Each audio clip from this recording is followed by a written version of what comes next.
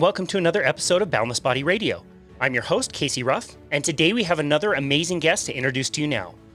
Coach Alex VanHouten is the owner and founder of two health and fitness companies, the Betterment Company and Defining Dad Bod.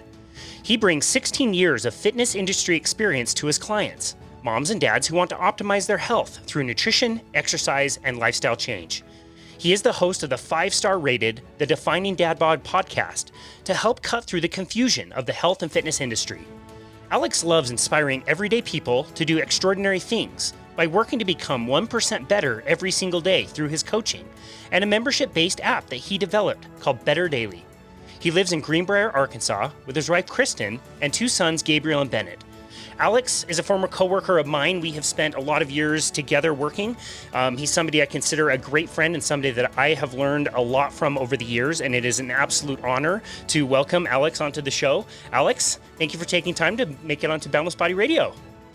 What's up, Casey? Thanks so much for having me on. How are things in Utah for you right now? Man, they're great. The sun is shining. It's warm. It's probably like a little too hot. Yeah. I didn't realize that you moved to Arkansas. When did you move? You moved from Texas to Arkansas? Is that correct? So I went from Texas to Colorado Springs, and then from Colorado Springs to Arkansas. And that move happened almost 3 years ago now. Wow. So it turns out that if I wanted to have a second child, my wife's deal was that I had to move her closer to family. And she's originally from Conway, Arkansas. So I was like, you got it, baby. So we moved over here. And, you know, fun fact, our youngest is, well, he's a spirited fellow. I'll just say that. And there's been some times where I'm like, I don't know, man, maybe I should have just foregone that. And our oldest should have been a single child, but I won't tell him that. So he'll probably won't listen to this podcast. Great. That's great. Well, for $20, I can edit that part out if you want. Okay.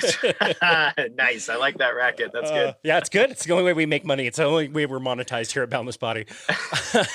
I love, you are one of my favorite people to follow on social media. A lot of social media just really, frankly, sucks. But you post right. the funnest pictures and doing fun things with your family and with the kiddos. Maybe a little rambunctious, but you guys do a lot of fun activities. And I rarely see you wearing a shirt, and I rarely wear a shirt. And the only difference is I think you make it look a lot better than I do. Thanks, man. I appreciate that. I always joke that it's the vitamin D synthesis that I'm really after. But, you know, honestly, shirts are just restrictive, man, right? Like, isn't it fun to take it off whenever you can and go do stuff without being restricted in your movement? You're a past trainer. Are you still training? Yeah, absolutely. And people give us the most insane looks as we're walking around the neighborhood with no shirts and no shoes, just like totally barefoot. Like we're just barely wearing shorts, basically. People look at us like we're insane. Yeah, my neighborhood thinks I'm pretty crazy, but yeah, I think they've gotten used to it because my boys run around without their shirts on too. So it's, you know, vitamin D for everybody in the VanHouten household. Do the neighbors care about your chickens? I understand you're raising chickens where you are. We do have some chickens, man. We have 4 now. We're about to get 6 more. So that's really exciting. We'll actually have a little bit of a surplus because we eat lots of eggs in our house. But no, our neighbors don't mind. We got the quieter breeds, and you wouldn't even know we had chickens unless you jumped into our backyard. So a lot of them like to come over. The kids like to pet the chickens. Wow. So, you know, the neighborhood will come over. Can we pet your chickens? Like, yeah, sure, here. That's so cool. How are the eggs? Oh, incomparable. Like the yolks are just robust and orange, and there's like a really deep flavor. Like I'll go out to eat because I like breakfast. So I'll go out to eat. I work with a lot of men in our local church and whatnot. We'll get together for breakfast, or I'll take my boys out for breakfast because I enjoy that. And I'll take a bite of their eggs, and I'm like, ugh. Like, can I bring my own eggs next time? Like, is that a thing? Can you cook these for me? Wow, that's amazing. I've heard it is absolutely like total game changer to have your own eggs that are farm fresh that are just like absolutely delicious. Well, and you know, they've got like half an acre to just roam and eat bugs and stuff, you know, so like they've got all the protein and all the phytonutrients they need, and you know, they're happy chickens, and so it makes a big difference to have the quality of the life of the chicken reflected in the eggs. And I wouldn't trade those eggs for anything. They're so good. Wow. That sounds amazing. We'll expect a delivery any day now. That would be great. You got it. I'll support Boundless Body's lack of funding. Perfect. Perfect. This is great. Keep the racket going. So I would love to catch up a little bit and hear how you first got interested in health and fitness. What was that like for you? Oh man. I can do the like 10,000 foot view. I can do the like granular view. How deep do you want to get there, brother? However you like, man. You're the guest. Okay, fair enough. So how about I'll take the middle road. So to make a long story short, I grew up in a fatherless home as the oldest of four. And I'm not telling this as a sob story. This is actually very related to health and fitness and my journey.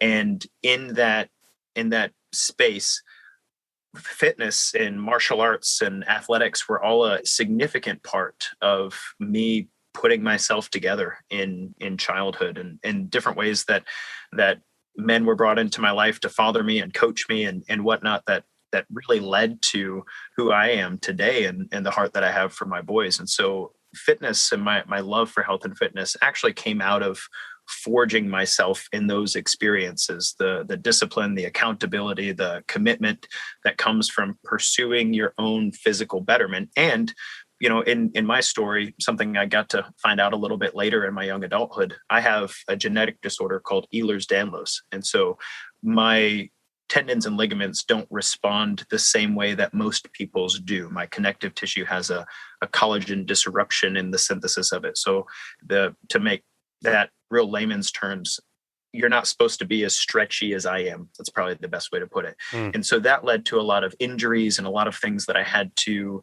learn how to handle, you know, digestive issues and issues with my skin and all kinds of fun stuff. And for me, the pursuit of betterment in my health and fitness journey is a indirect relationship to me manifesting my best in the world for my boys, my family, my community, and for myself, despite obstacles. And that is throughout my career in health and fitness. It's just been so powerful to be able to help other people do the same. You know, you can relate to this as well. It's so meaningful for somebody to come to you for help with their body, and over a period of months, maybe even years, depending on the size of the obstacles they're facing, to walk away saying, Alex, you changed my life. Thank you. I can't imagine where I would be if it wasn't for you pushing me on this journey. And so, you know, for me, it's a deeply personal thing, but it's also a deeply meaningful thing to share with other people. I love that. That's a great answer. Looking back on your childhood, would you say you got to have a normal childhood, or was a lot of the responsibility and burden without a father in the home placed on you? You know, unfortunately, I wish I could say that I had a very abnormal childhood, but it's been the case, or at least in the time that I've gotten to work with dads and whatnot, that many men grew up without a dad in their home. So I don't know what their experiences were like. I will say that I experienced a lot of things as a result of living under the poverty line. The trauma, victim mentality, witnessing abuse, and that sort of thing. That's not necessarily related to the fatherlessness, but I would say that my childhood was marked constantly by the knowledge that I have a lot of things arrayed against me, and so I need to do my best not to make it any worse. So that would probably be the best way to put it. Gotcha. Did you always know that you wanted to be a father yourself? Yes. Yeah. I couldn't imagine anything better. Even when I was young, being, you know, the oldest of my siblings, I've got 3 younger siblings. One's 2 years younger than me, and the other 2 are 8 and 10 years younger than me. There's something about a loud, vibrant, happy household. And even though there were a lot of struggles in our household, there were, you know, families like this. You have those moments of I don't know, intense connectedness and joy and gratitude. And you don't really, it's hard to find that in the world. And so I knew, you know, in my young adulthood, I was like, there's nothing better than a house full of kids, man. And don't get me wrong, they come with their challenges, which we can talk about if you care to. But I always knew that I wanted that to be a part of my life. If we go back to your professional career, where did you first begin in health and fitness? What were your first jobs like in this career? Yeah, so I was studying for psychology and chemical engineering at Vanderbilt University. I was the first in my family to go from high school to college, and honestly, I had no idea what I was doing. So I just studied everything. And there was a pre-med focus there too. So it's been fun from a health and fitness perspective to bring those educational pieces to my clients, because it's not just kinesiology. It's there's a lot going on in the mind, and there's a lot going on in the mind-body connection, and there's a lot going on in the long-term view of energy expenditure in terms of calories and entropy, right? So there's a big giant picture of the body that I feel like I've gotten to grasp through that education. But I honestly was a poor college kid, and people were coming to me all the time for help. And, what's the best ab exercise to get a six pack, Alex, that sort of thing. And I didn't know any better. I was, again, a young, poor college kid. So I was like, I should get certified so I could, make some money doing this, writing programs and training people on the side and stuff. And so that's actually where it started for me was, being in athletics through high school, being like a team captain and leading other guys through JROTC adventure training. We grew up in a military town there, so in Clarksville, Tennessee. So that was a part of who I was. And I was like, oh, well, I should be able to make money doing this while I'm studying to make money doing something else. Wow. So that's actually where it started for me. Wow. What were some of the challenges you faced early on in the career? They're paramount, as you know. So one of the biggest challenges in training or health and fitness, let's say I'm the best trainer in the world. I'm not, but let's say I'm the best trainer in the world, right?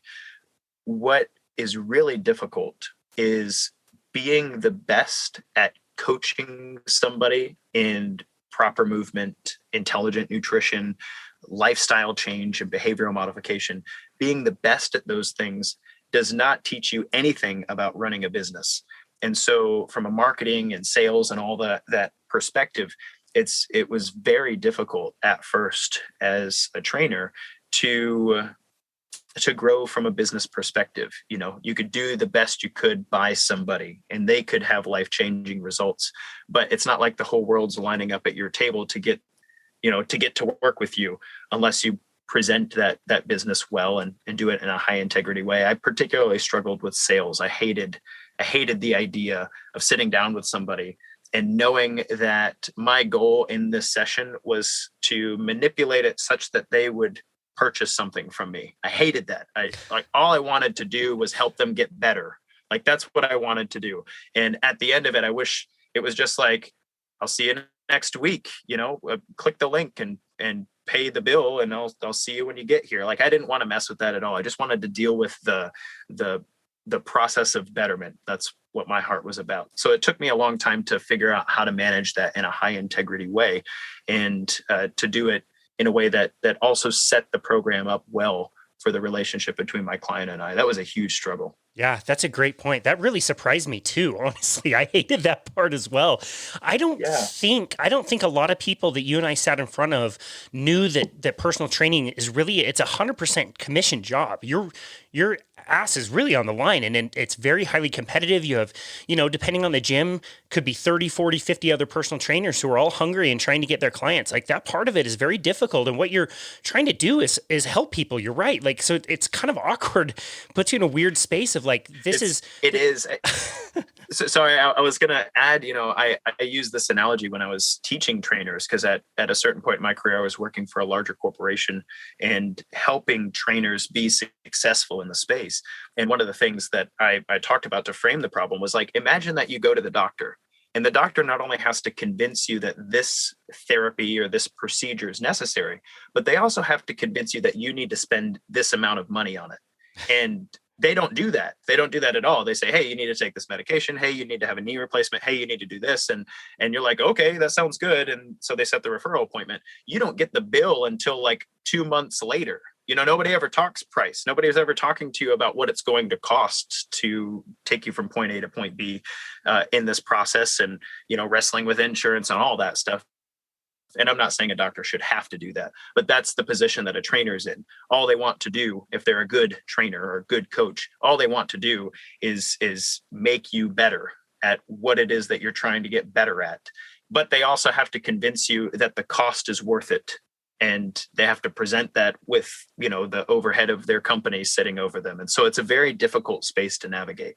Yeah, that's a really good point. Were you surprised also by how much like people skills played into things and how much therapy you would end up doing? Kind of. My background in psychology and I like to say that my family puts the funk in dysfunctional, and I can leave it at that unless you want to dive into it. But I wasn't surprised at how all-encompassing a fitness journey would be. I'm sure you've had this experience. People tell you things while in between sets of leg press that they don't tell their spouse. And it's kind of mind-blowing, kind of like being a hairdresser almost. Like you're like, why are you telling me this? So it took me some years, probably took me about a decade before not only did I become comfortable with that, some lady and I having a great conversation on the fitness floor. She's going through menopause. Maybe her hormones are in a really rough spot and she breaks down crying on the fitness floor. My knee-jerk response personality-wise is like, what the heck is wrong with this girl? But it took me some time before that was a comfortable place for me to be in, that I could create space for somebody and help them navigate through what I call carrying your cross, which is and it's not just me, those are Jesus's words, but the process by which you are physically becoming stronger is also a process by which you're becoming mentally and spiritually stronger. And there's a lot of baggage wrapped up in that. So it wasn't surprising to me. Actually, it called me deeper into it. It felt like it was more meaningful than just getting better at deadlifts or getting better at push-ups or whatever. It felt like, hey, if I develop this, if I cultivate this, if I can do this well for other people, then I can, benefit their lives in places that are far beyond these gym walls. And it brought a lot of meaning to my work to think of it that way. I love that. Yeah. I just think in every initial consultation I do with somebody, in the back of my mind, it's like, if you choose to work with me, you're going to work with me for far longer than you think. And we're going to become way, way closer than you think you will with me. And I just kind of know that from doing this over the years, but that part really surprised me in the beginning. Yeah, absolutely. And when I started my own business, that was actually something I incorporated into the business. It was like, look, if we're not going to work together for at least 6 months, then there's no reason for us to keep talking. Really, because at the end of the day, what I'm good at, and I'm not saying there aren't trainers out there who, should work with people for 20 days or more or whatever. But what I am saying is what I am good at and what I've done in my practice and what I've done with my clients is problems that are big enough to require 6 months or more to manage. Somebody comes and they want to lose 10 pounds. It's not that easy. For some people, it's like, I need to lose 10 pounds. Like, okay, great. And you could just fast for 3 days and you'd lose 10 pounds and there you go. But that's not what they're talking about. Most people, when they come to me and they're coming from a postpartum perspective, for instance, I just finished signing a new client who's coming to me from a postpartum perspective.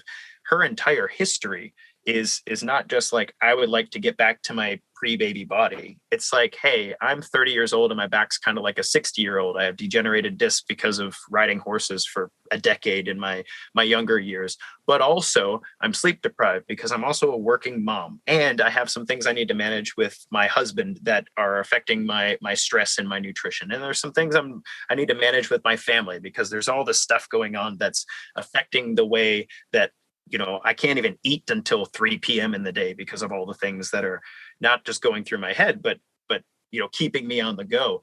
And that sort of problem is not just 10 pounds. When you dig into it, it's not 10 pounds. It's pain, it's familial interaction, it's social support, it's sleep and stress management, it's hormones. There's like this giant dragon in the background of the 10 pounds. And that is what I like to help people manage, because when it comes to things like, weight loss, and if you're listening to this and you only need to lose 10 pounds, I'm not making fun of you, but there's usually more to it than just the superficial physical difference that somebody's trying to make. It's the 10 pounds weighs more than 10 pounds. The cross that you're carrying because of the 10 pounds is more than 10 pounds. So that's been my experience. And so I like to try to be upfront with people and explain, look, if your problem isn't that big, great. Like there's probably somewhere else you can find help with what you're managing. MyFitnessPal is a great way to manage your macros. You don't need me for that. You can Google great chest workout. You don't need me for that. But if you are dealing with a dragon from a physical perspective, maybe even something that mentally and spiritually is taxing and difficult and heavy to carry, then I'm your guy. And that's what we can do together. I love that. That's so well explained.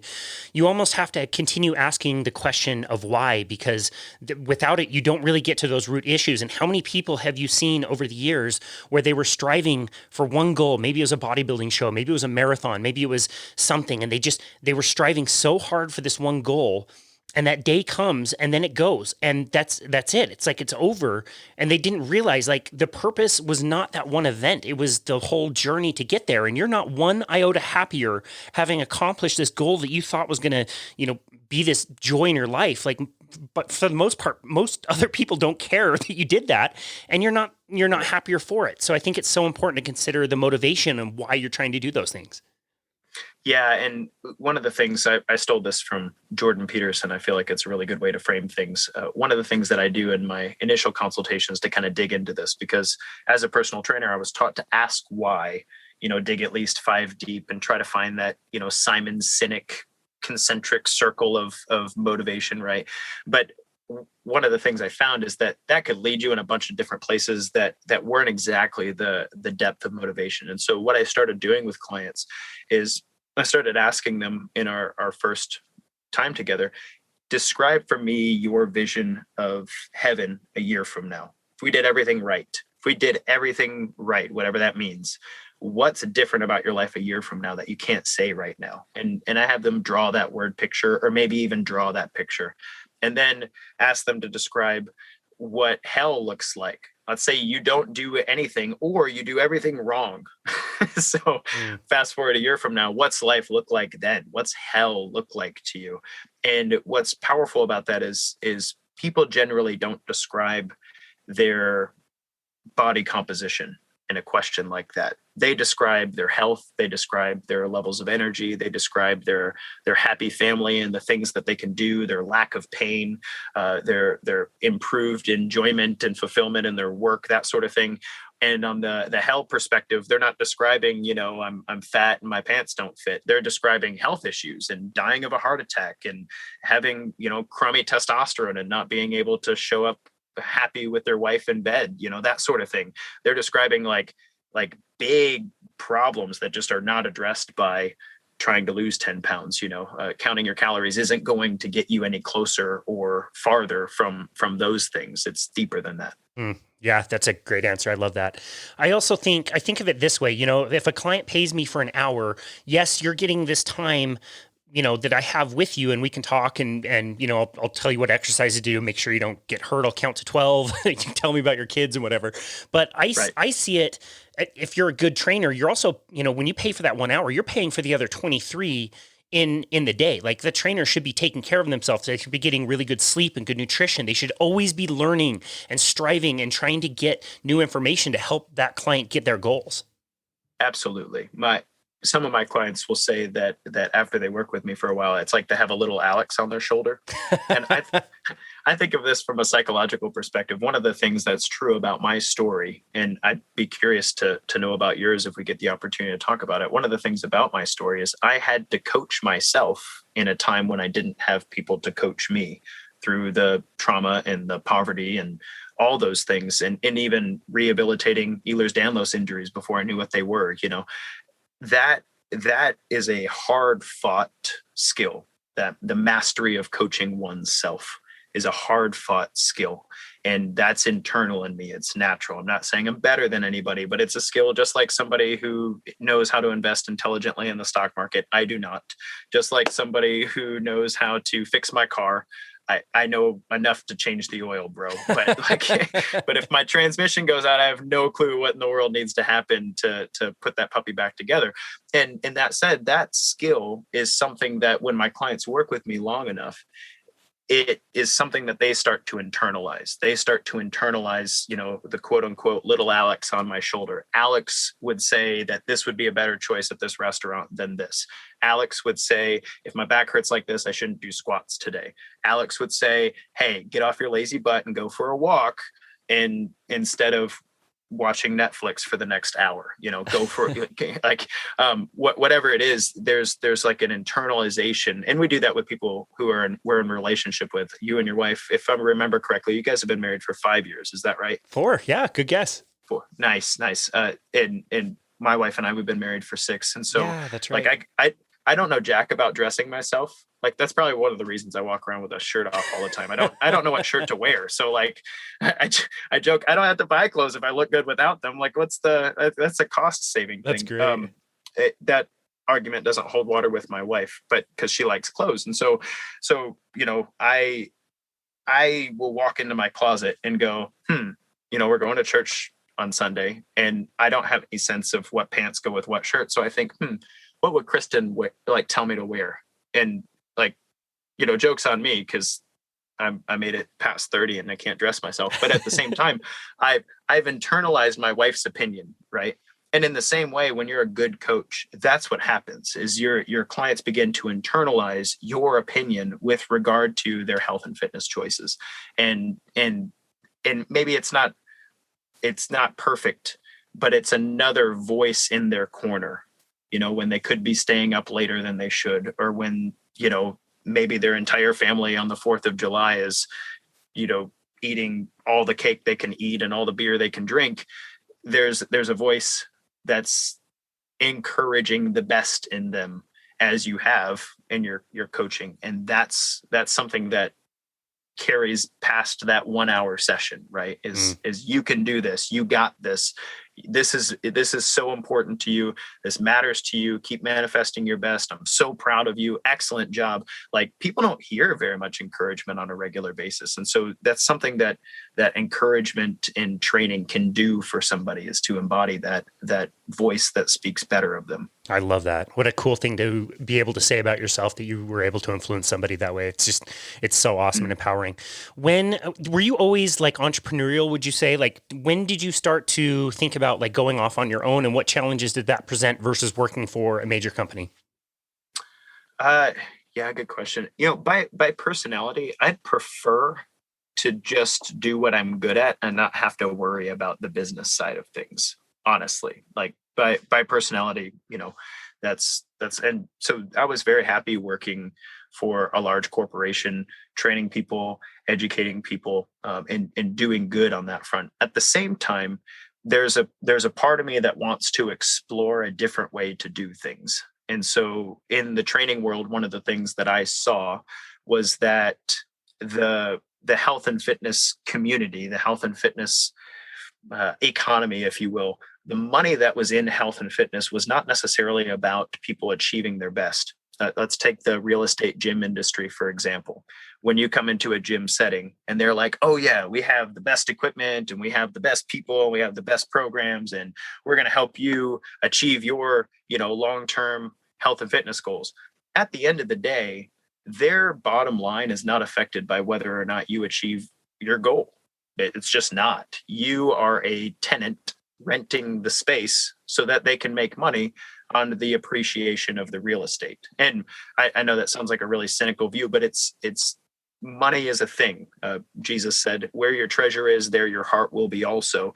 And that's something that's really powerful in the gym setting. And don't get me wrong, I'm a member of a gym. I like to go work out there, but I don't expect me paying money to them to guarantee my results, because I know what I'm doing. I'm renting access to their equipment so I can go do the hard work, and I don't have to bring all that equipment into my backyard, right? So at the end of the day, one of the things that I saw in the health and fitness space was a disconnect between what was making the money and what people were actually hoping they were buying.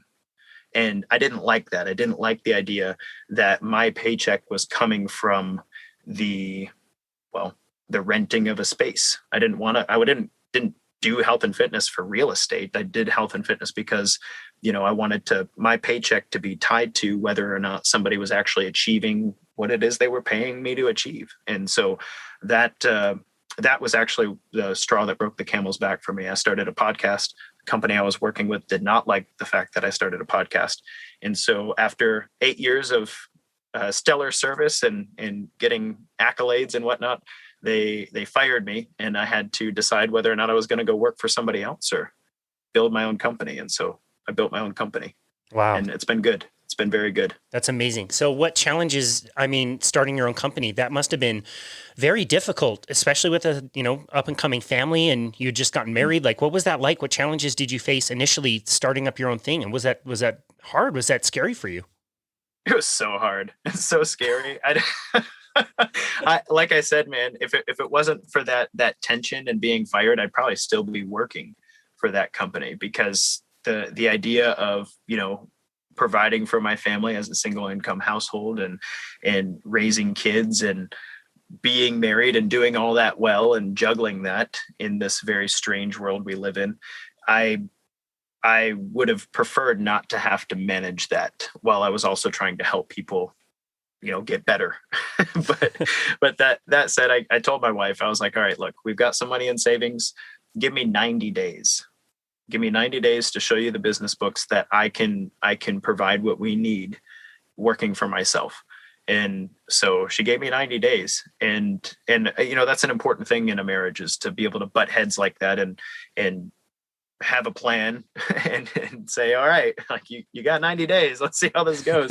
and she's in a particularly vulnerable place, being a stay-at-home mom, and she's a dietitian by trade. It's not like she's not well educated and can't make ends meet herself, but that's something that we as a family decided, was that I was going to work and she would make sure our kids had a good, stable start. So anyway, that was scary. It was very difficult. And the major challenge was building the plane while I flew it. Is like, I don't, I have to take payments now. Like, crap, what system do I need to take payments with? Because I have to have a way for people to give me money that's not just like, cash in an envelope, right? So, and then there's the marketing, and then there's the social media, and then there's taxes, dear God. So there's all these things that you have to figure out. And for, I would say a good 2 years of being in business for myself, I was building the plane as I flew it. And thankfully it was in the spirit of what it is I'm trying to do in the world. And it was high integrity, and it paid the bills. So everything's been great. That's great. There's so much wisdom in that, though, man. Like I think one of the most beneficial things we gained from that experience is almost like the yet mentality of like going into running your own business after you've been in a very highly competitive world for a long time. You kind of realize, like, yeah, I don't know how to do accounting, but I can learn. Yeah, I don't know how to do marketing, but I can figure it out. I can make a website. I've never done that, but you learn as you go. I love the concept of like building the plane as you fly it. It's kind of funny, but it's absolutely true. Yeah, and I had the great privilege of getting to know several CEOs of smaller startups kind of in this process. Podcast interviewing, I'm sure you've experienced the opportunity to. I love conversation, but you also get so much wisdom speaking with people about their stories and stuff. And that's actually a term that I got from a CEO of Endo Medical. He was like, I'm just going to be honest here. We're building the plane as we're flying it. Like, and I don't know why that like stuck in my head so much, but it was like, yeah, like if that doesn't describe business perfectly, like being in the front seat, you're like the pilot, and then you're like, all right, don't move. I'll be right back. We need another wing. Like, so you're just like, you have a lot of flaming pins in the air, and you're trying to make sure they all stay up. But that it's so true. And it's also, I don't know about you, man, but I do my best work under the gun like that. It's like, you don't have a choice. So it's Occam's razor. You have to make things work the way they need to work without worrying about too much the best way to do it. You just how things need to be done right now. Yeah. And then after or at least for me, after I established myself relatively well and bills were paid and babies were fed and everybody was happy, then I could actually think about what the future looked like. What does it look like to grow this in a way that's beneficial and positive and good for more people? And think about handing out complimentary peanuts on the flight. That's right. Yeah. We got peanuts, and got drinks, but it's all organic and there's no alcohol. That's great. And it's green tea and ginger on our plane. That's awesome. Tell me a little bit about why you chose fatherhood and dads as a theme for where you wanted to put most of your content. Yeah, it's a good question. In the initial, building my own business and stuff, I wanted it to be something I was deeply passionate about, so that not only did I not have a choice, but it was also something I would enjoy. And so I was becoming a father myself. And I say I was becoming, any dads who are listening know what that's like. You don't know how to be a dad. You learn every day. You learn every day a little bit better how to be a dad and how not to be a dad, And if you had a great role model or example, maybe you can model them, and you should be very thankful, because that's a blessing. But that said, I had a 2-year-old, and fatherhood hit me in the face like a ton of bricks. I was excited that he was coming, but I also realized that all the things I thought I was trying to figure out in my young adulthood better sure as shit snap into place. Forgive my French, because it was just like, I don't have time right now before my baby comes to figure out all the things I haven't figured out. I have, he's here, and whether or not I influence him well is on me now. So it hit me like a ton of bricks. And I'll never forget, I was driving home from work there in Colorado. He was about 6 months old. And do you have kids, Casey? No, not yet. We're working on it. Okay, so nice. Keep up the good work. Wink, wink. Thanks. Practice makes That's perfect. Right. So that I don't want to scare you, so we can have a conversation offline about this, but it crushed me, like sleep deprivation, and your wife doesn't want anything to do with you for a little while. By the way, she gets all her oxytocin from the baby. So you didn't know that, but I'm telling you. And there's all kinds of stuff that comes with a new baby. So let's just say the baby phase is not my favorite, but I was driving home from work, and man, I just felt like a shell of my former self. I didn't know who I was. And it was just a weird mixture of feelings and stuff. And I stopped at the gas station and bought s'mores Pop-Tarts at 8 p.m. Okay. Oh man. And s'mores Pop-Tarts they're like manna from heaven, but they're from hell. I can from a taste nutrition them right now. You feel me, right? Okay, so from a nutrition perspective, and don't get me wrong, s'mores Pop-Tarts after leg day are great for your recovery process if you're listening to this for hypertrophy. But for me at 8 p.m. it was, I'm hungry, I'm unhappy, I'm depressed, and I need a pick me up. And that's not me, bro. I've been living in the health and fitness space for a long time. It's not Alex VanHouten to stop at the gas station and eat at s'mores Pop-Tarts. Okay. So I'm eating s'mores Pop-Tarts on the way home, and I'm like, who the hell am I even? And I'm looking forward to a bourbon when I get home. And like, this isn't me. This isn't the dad I want to be. What is going on with me? And so I get home and I'm not happy, and the baby's crying. He finally goes to sleep, and my wife is like, are you ready to go to bed? And I'm like, no, I've got a problem. I got to hash it out. I don't know what I'm doing. And so she's like, okay. So she goes to bed, and I start researching fatherhood depression, because that's what it felt like. And I'd read the little books about postpartum depression and how dads get sympathy depression and all that, and I'm like, nah, this isn't it. My wife's not depressed. There's nothing wrong with her. She's pretty resilient. Like, what? She's a beast. Awesome. Way to go, mom. But for me, it was a really hard transition, and I started finding research on testosterone following childbirth. And it blew me away. I thought I'd read all the dang books, dude. And there was a huge study in the Philippines back in 2009, I want to say, somewhere around 6,000 participants. And what they found was a really robust change in dad's testosterone upon having a child. Wow. In the first 6 months of the child's life. Yeah, it's crazy. On average, a man's testosterone dropped to 1/3 of what it was before the baby. And it didn't rise to age normal levels again until their youngest child was 4. Wow. So, dude, the hair on my neck was standing up. It was like 1 a.m. and I was like crying at my computer. I'm like, holy God, this is what's happening to me. Like, and it wasn't like I was crying about my testosterone. Testosterone is deeply tied to a man's mental well-being. how aggressive you feel, how confident you feel, how well your libido shows up, how strong you are in a bench press, like all this stuff. And I had never read this before. And I feel like I was a well-read individual. Why the heck had I never read this before?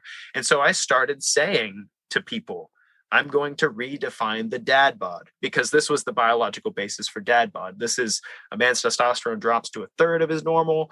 And now he's depressed. He's eating snacks and s'mores and drinking bourbon to try to bring his serotonin and dopamine up. And, and all of a sudden you've got a beer belly and your kids are like 6 and 7. You're like, back in my day, I was real sporty.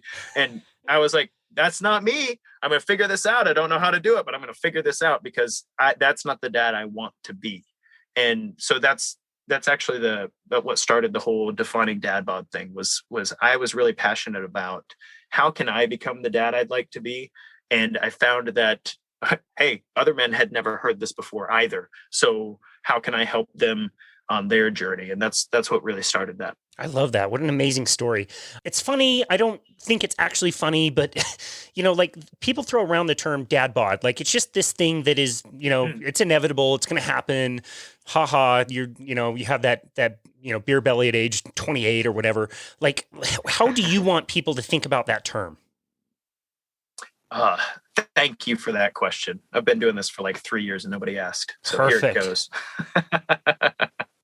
Thank you for that question. The first thing is, dad bod is not just a physical phenomenon.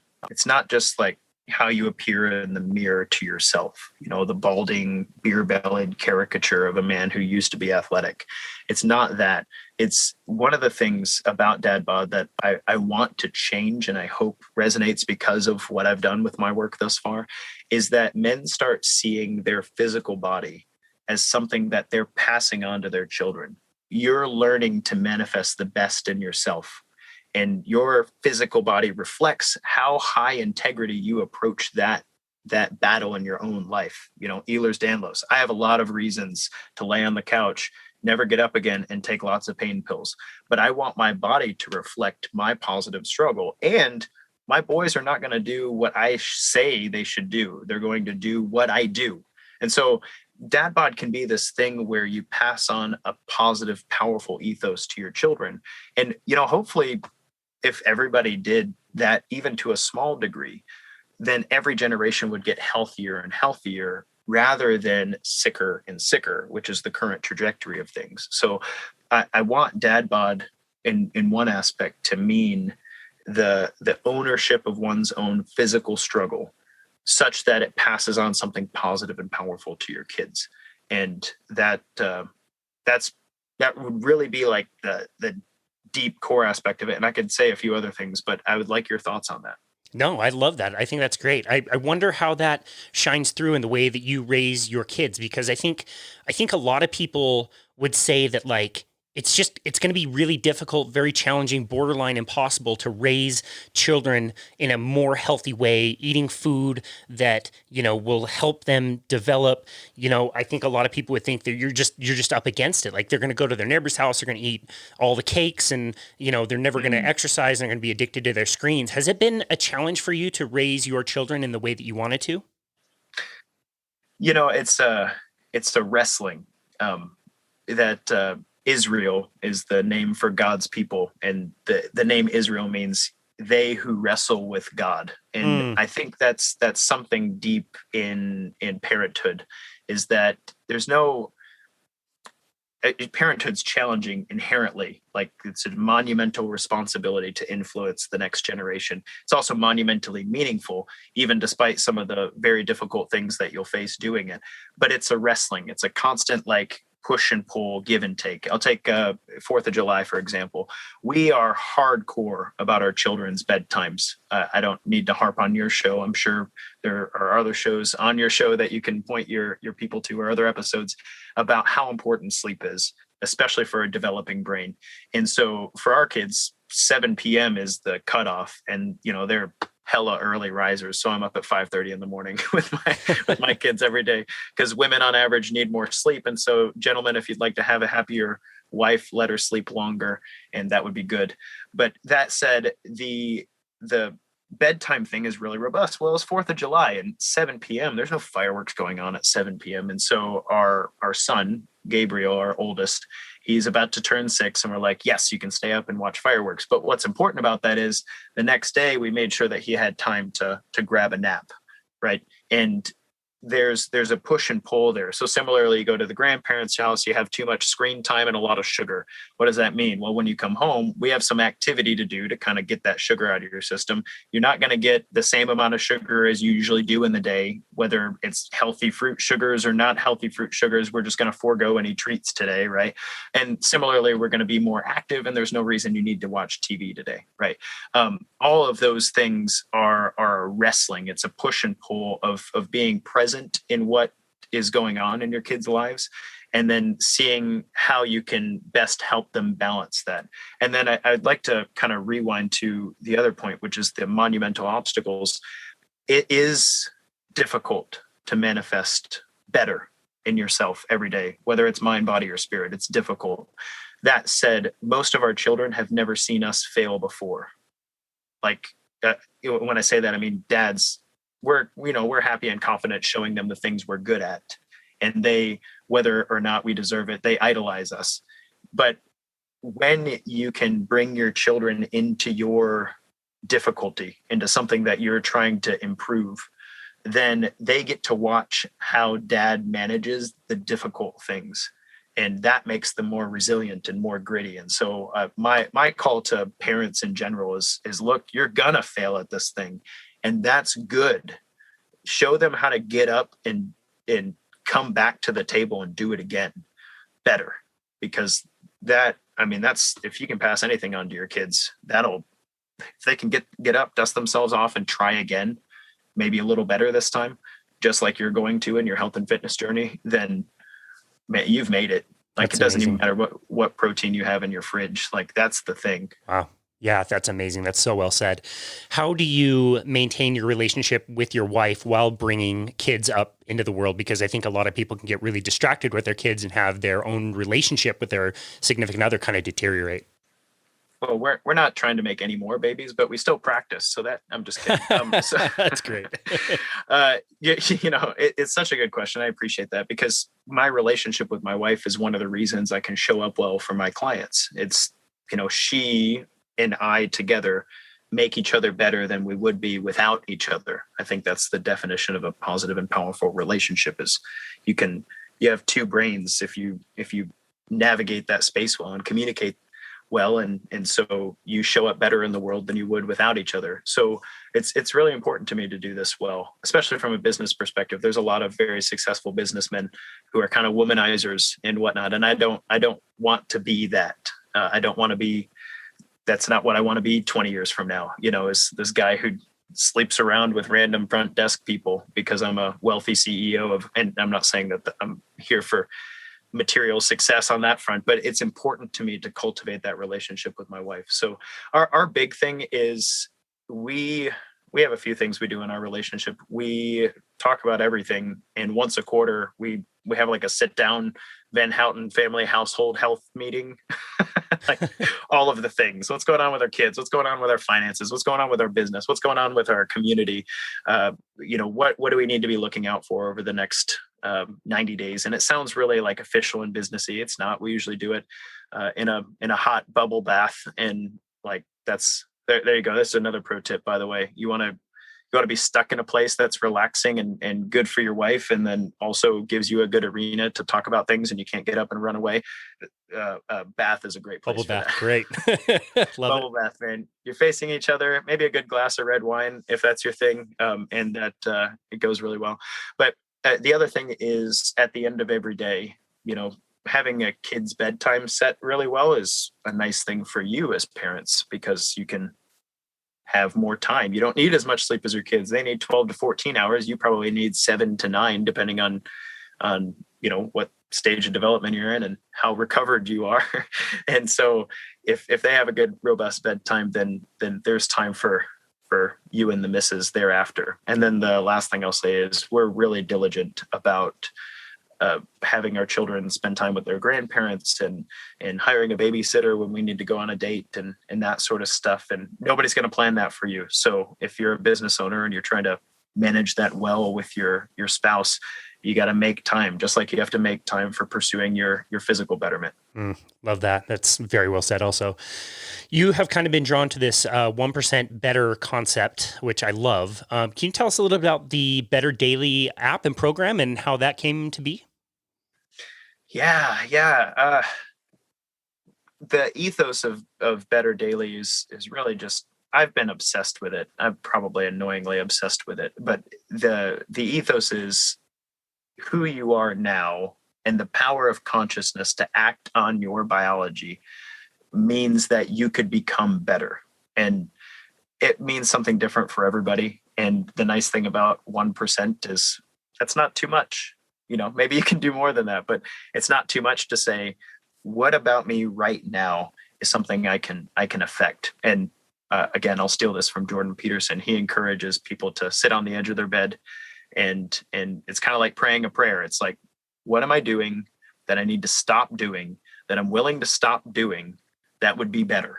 And similarly, what am I not doing that I need to start doing, that I'm willing to start doing, that would be better? And if you start there and you actually because it could be hard. It could be like, I need to start going to bed early. Well, man, that might mean you need to talk to your wife about watching, I don't know, Dynasty. Is that the new soap opera on Amazon right now? I have no idea.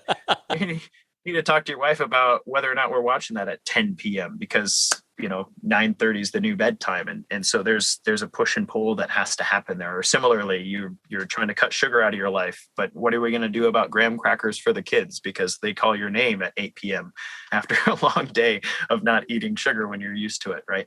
So that said, there's a push pull in this 1% better sense, but there's no condition under which that it's not possible.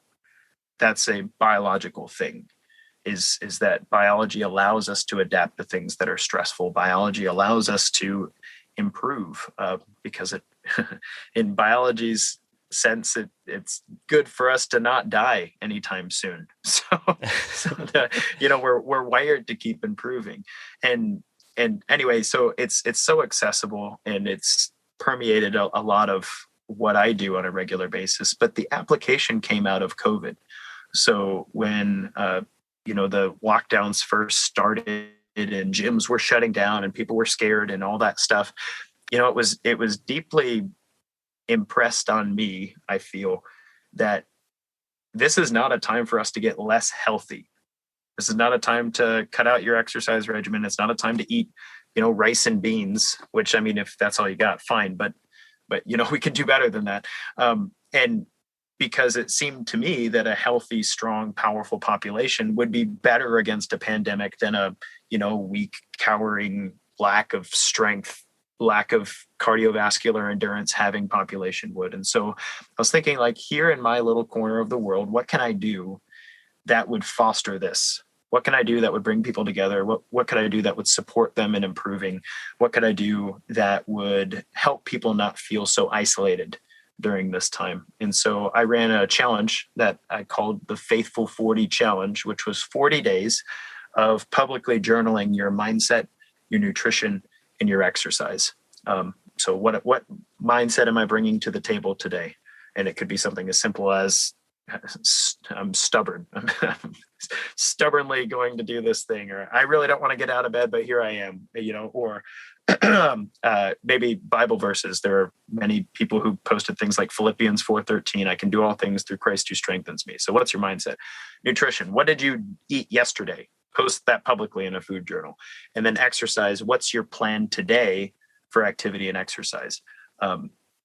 And so I had people post that publicly for 40 days, and quite a few people in my social community and got involved and stuff. And I just meant it as like a, we're going through this pandemic thing. Here's something to do that isn't about masks and isn't about vaccines and isn't about where you can or can't go. We're just doing what we can. We're controlling our controllables, right?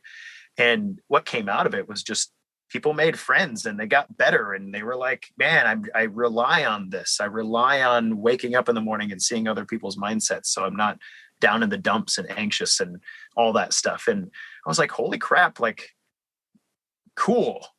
How do we do more of that? How do we use the social media space? How do we use our phones to upgrade our screen time in a way that improves our lives at large? And so that's what Better Daily came out of. Is I got with a company called Disciple Media and worked with them to develop this app, because I'm not a programmer. I don't know jack crap about, changing font sizes on an app or anything. I just knew that this needed to exist. And so we launched it back in November, and it's been awesome. It's been a very powerful force in a lot of people's lives to improve themselves. And what's really cool is it's kind of like walking through the doors of the gym. That guy might be doing curls in the squat rack, but he's here. And that's more than I can say about the average person I brush shoulders with at Walmart, is he's here trying to get better. And that's the thing about this app is, you can open Facebook and who knows who's there, but you open Better Daily, and the people who are there have put money down and said, look, it's important to me to become 1% better. And it's important to me to be in community with people who are becoming 1% better daily. And so that's really what we're about. We do workshops and challenges and lives and daily themed posts and all kinds of stuff in there. So it's a powerful place to be, but that's awesome. Really where it came from. Huh, that's awesome. Yeah. I was going to ask how you were working with people these days. So mostly like virtual forums like that. I do a little bit of everything. I have a virtual coaching platform through Defining Dad Bod. We have our community in Better Daily. And then I still take clients. I built a garage gym, and I have a few local clients that I meet with on a regular basis that there's something about the being in person thing that, although you can do powerful things virtually, the in-person thing is something altogether different as well. So I work with people on each of those levels. That's super cool. That 1% thing is so real. I mean, I think back, remember when like Fitbits were getting big and everybody was doing like step challenges? Yes. Maybe like 2013, 2014. I just decided, like, because I was doing step challenges against other people, that I could get more steps if I parked at the far end of a parking lot. And I learned over time that, like, maybe I'll save a little bit of time and I walk more, maybe get an extra 500 steps. Well, guess what, dude? That was like 8 years ago. And I still park at the far side of the parking lot just out of habit. And think about how many miles and miles and more time in fresh air and nature. And it was a very small change that then became a habit and now became something very meaningful. But it all started from just a very small little change. And I think people think they want to climb this mountain and it looks so difficult, but they don't realize you're not climbing anything until you put one foot in front of the other. You got to start. And I think that's such a cool theme with everything that you've done and you've learned in your life. It does. It just seems to shine through in everything that you've done. Is super cool. Before I let you go, I want you, this is something you've alluded to a few times. I know this is something that's very important to you. I want you to tell us a little bit about the importance of faith in your life and what that's meant to you. The faith thing has been quite the journey, probably its own podcast in itself. But, I have been one, I resonate so well with that definition of Israel, the people who wrestle with God, he who wrestles with God, because my life has been very wrestly, I'll say. And God and I have an interesting relationship in which I work hard to seek the truth, and I work hard to seek the spirit of betterment, so to speak. And at the same time, it's not an easy thing to find. It's not an easy thing to commune with and connect with. And so for me, faith kind of undergirds all of the things that I do from a physical perspective. And I'll give you an example of what that looks like. I thought this is kind of funny. I haven't said this on a podcast before, so this will be good. Great. Back in the Old Testament, people used to give burnt offerings. That was one of the ways that the people in the Old Testament believed that their sins could be covered by a repentance of seriousness. It's like, look, I'm going to put this animal in my place and offer something that God will find pleasing, so that I could also psychologically remember my commitment to not doing this thing that I wasn't supposed to do all over again. Right now, we don't do that anymore. We don't go sacrifice goats. Right. But at the same time, I have found something similar in the health and fitness space, in that, the dark side of it is I'm going to earn my donut by going for a 3-mile run, right? I have to make this sacrifice. But even more internally than that, that's the dark side of things. Even more internally than that, I see, for me in my Ehlers-Danlos journey, trying to figure out how to manage life with pain and joints that don't work right and stuff. Sometimes going for a run is like a burnt offering. It's saying, look, I can't do a lot of things in my life to improve, but I am doing this thing. I'm laying this offering. And what's kind of fun is that's actually the combustion reaction at the level of the cell. Is we consume food, right? And that breaks down eventually to pyruvate and eventually to a carbon-based fuel. And it adds to oxygen in the mitochondria to yield water and carbon dioxide. So you have fuel plus oxygen yields carbon dioxide and water. And what is that? It's literally burning. That's what it is. It's a combustion reaction. It's burning. And so I in my own practice, running up some big hill somewhere, I'm thinking, this is my offering. This is me stepping in faith, even though it hurts, even though it's not easy, even though there are other things I'd like to be doing with my time sometimes. This is good, and it makes me better.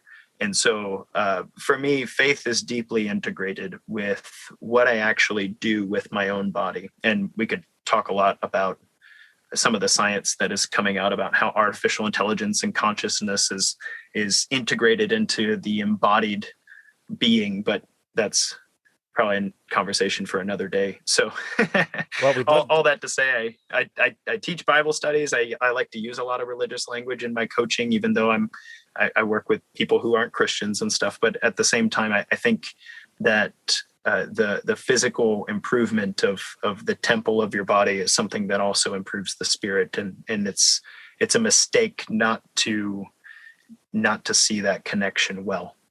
I couldn't agree more. Man, this just means we're going to have to invite you back to talk again sometime, if that's all right.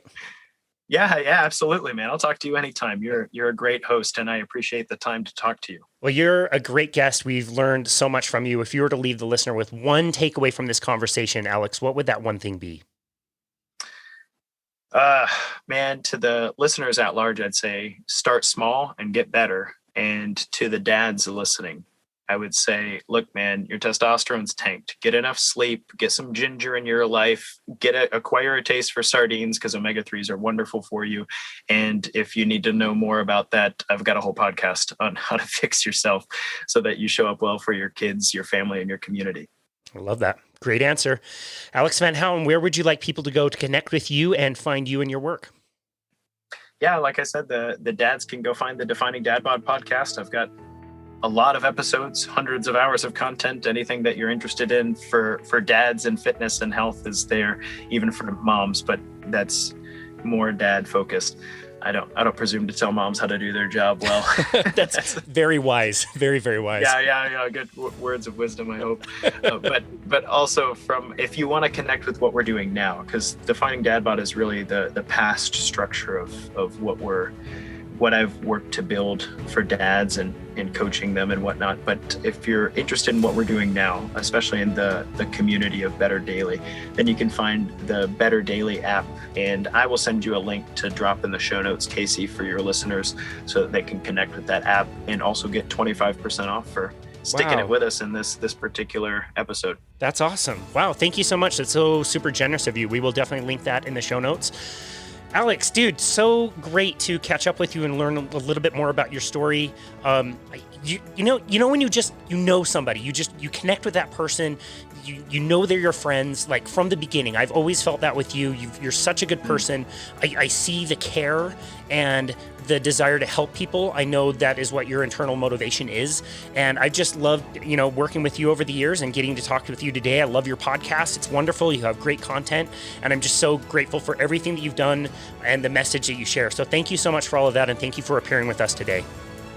Thanks, man. Keep up the good work. And to your listeners, until next time, guys, kick butt, take names. Love it. And this has been another episode of Boundless Body Radio.